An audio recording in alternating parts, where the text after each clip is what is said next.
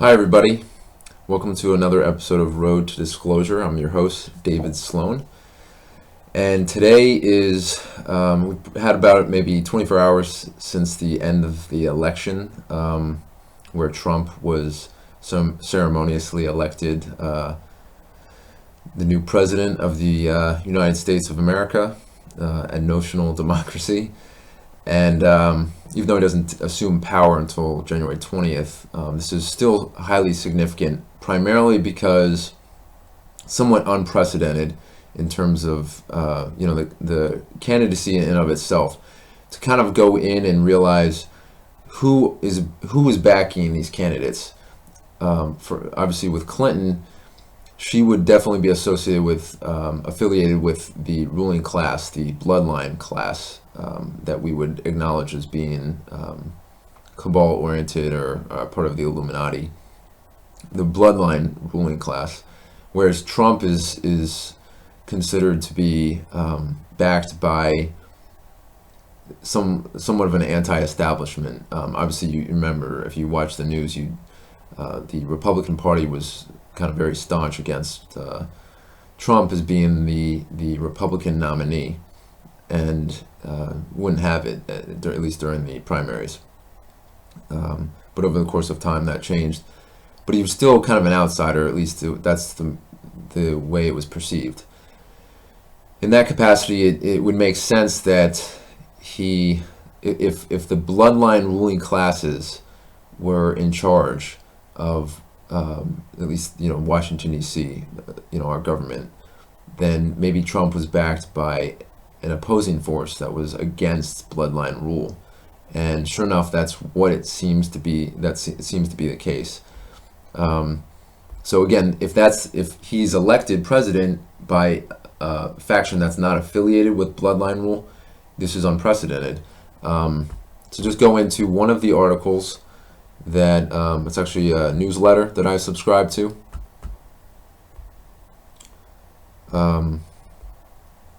You can see just give me a second, I'll get the website up.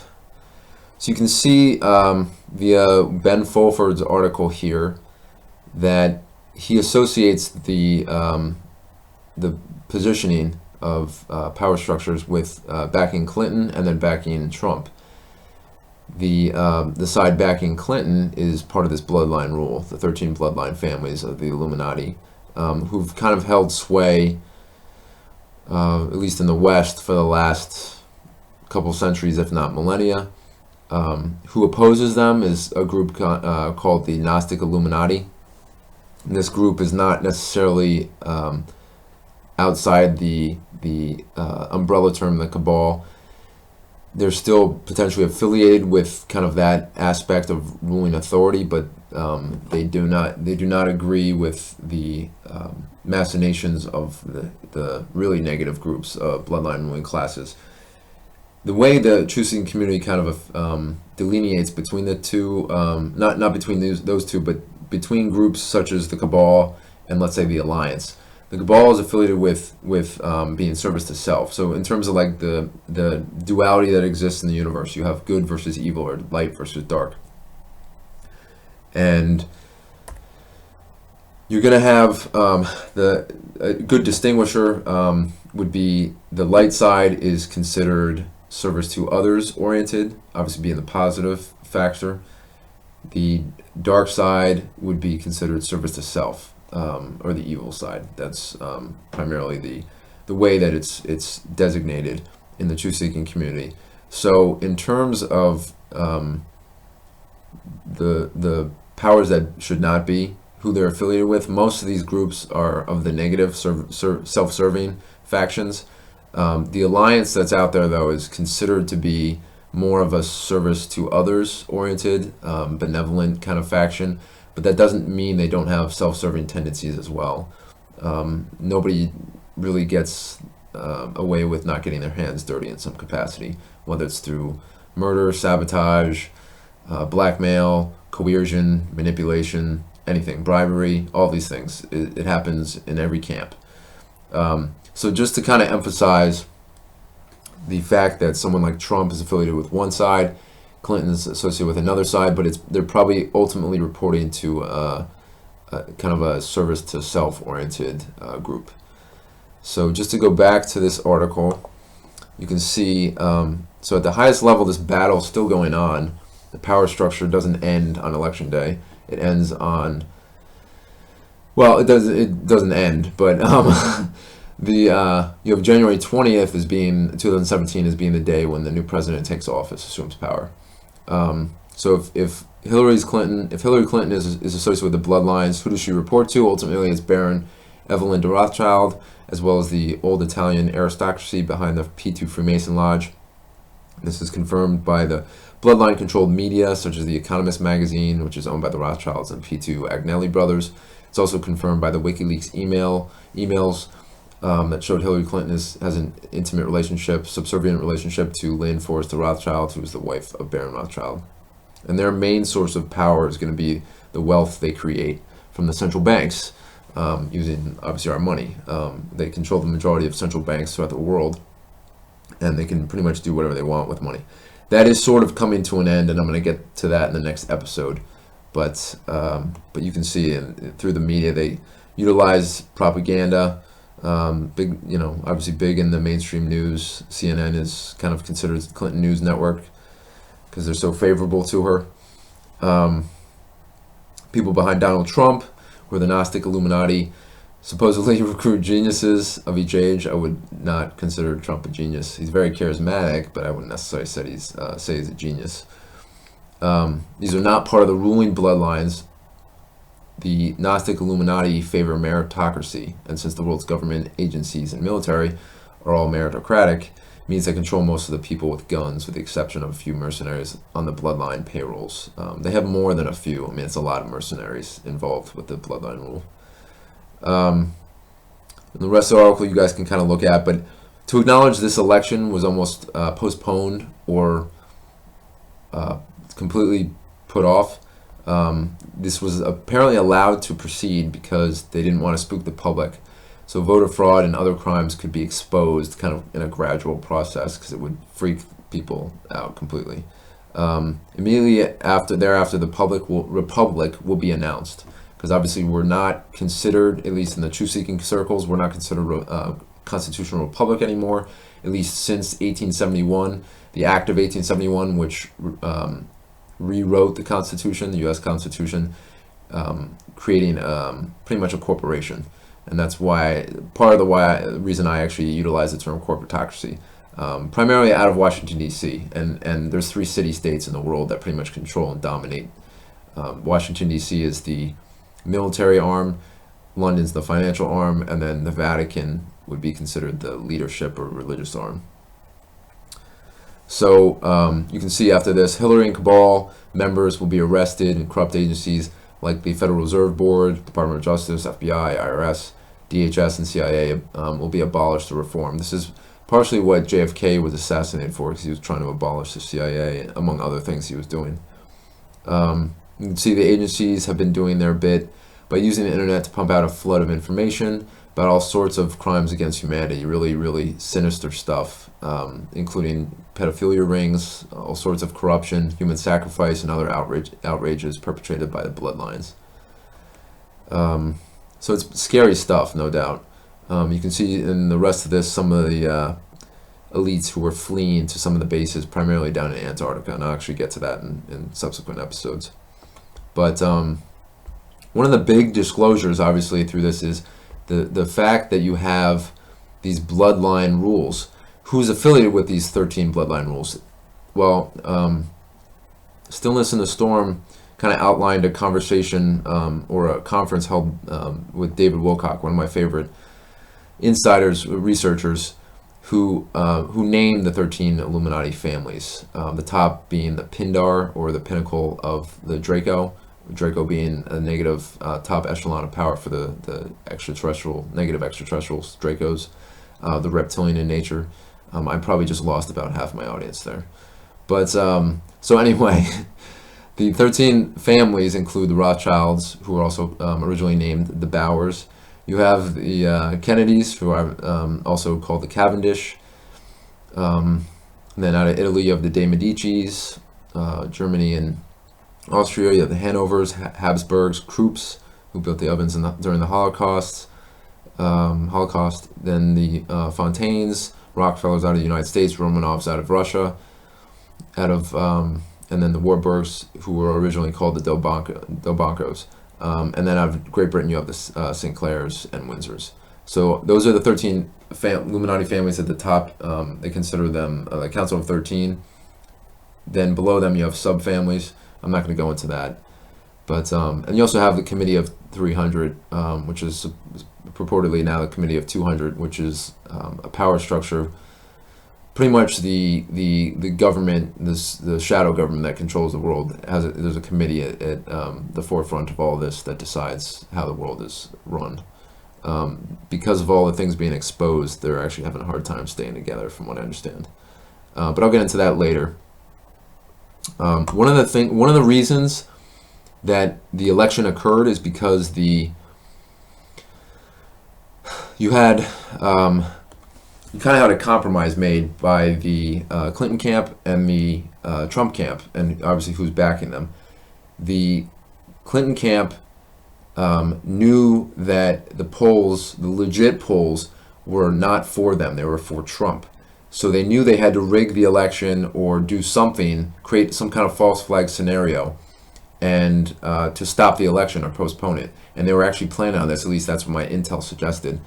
One of the things they were going to do, which I go to exopolitics.org, which is run by Dr. Michael Salla, great source for disseminating information and analysis, acknowledging pretty much what transpired within the week before the election. You had October 28th, you had FBI Director Comey reopening the investigation into the Clinton emails and the negligence utilized by Clinton to have classified information on her servers and actually pass that on to other people in a legal fashion. So he reopened the investigation October 28th and then closed it again November 6th, citing that he did not have enough evidence to move forward with an investigation. But then that brings up the question, why did you start the investigation again? And this is kind of a cover for the negotiations where the Clinton camp knew they weren't going to win the election unless they did something nefarious or corrupt to stall the election, postpone it. And one of those things in this article, Dr. Michael Salla acknowledges that there was five or six different scenarios that were outlined from a consultant group called the Benenson Strategy Group. And this article just kind of goes into establishing the idea that you had that the Clinton camp was screwed. They weren't going to win.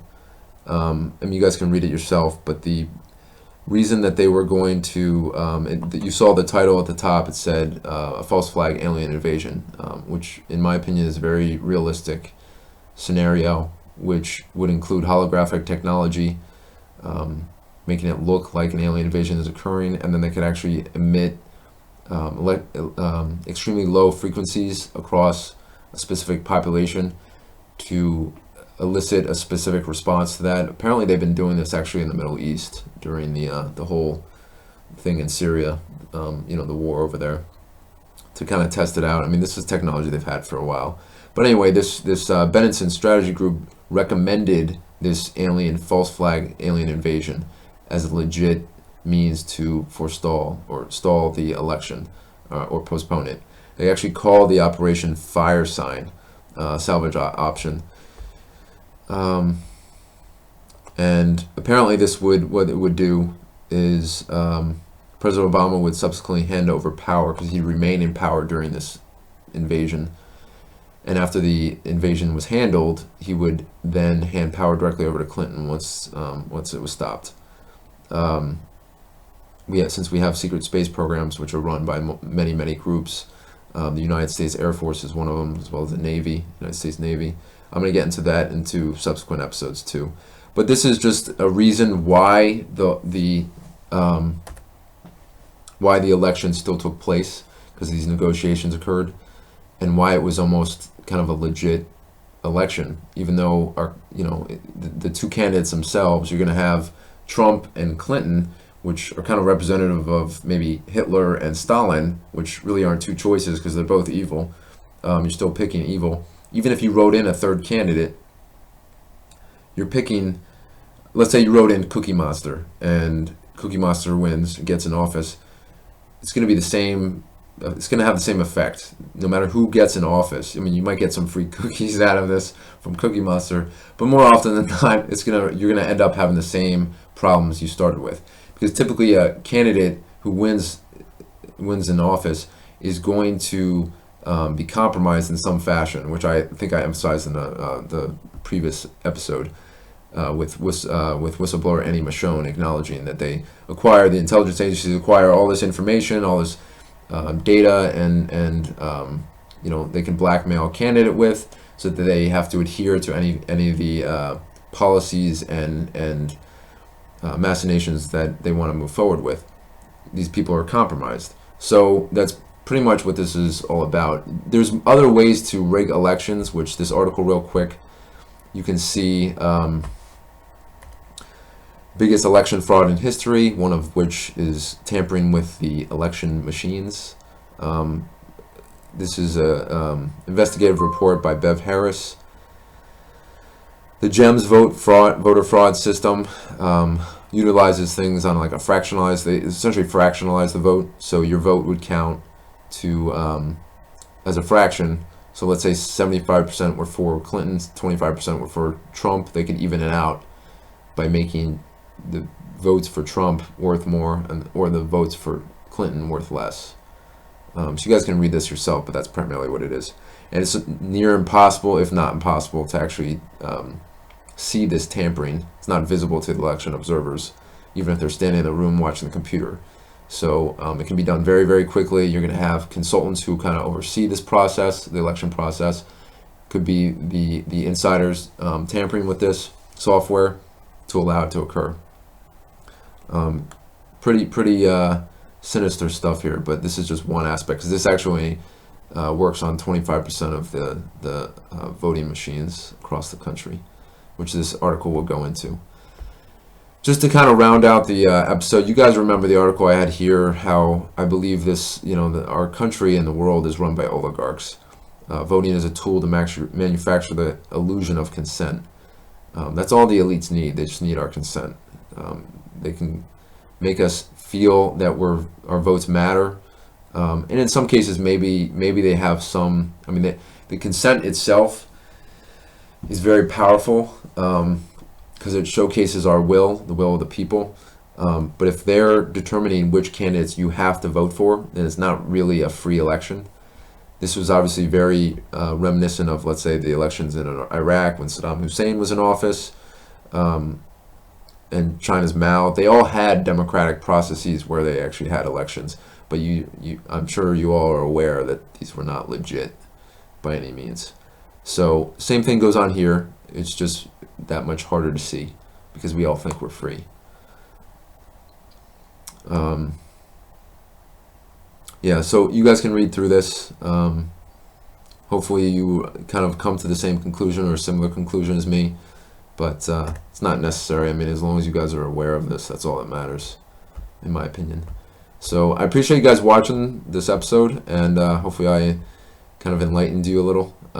If you have any comments or questions, post them on the bottom, and definitely be getting more episodes out, so hope you continue watching. Thanks, everybody.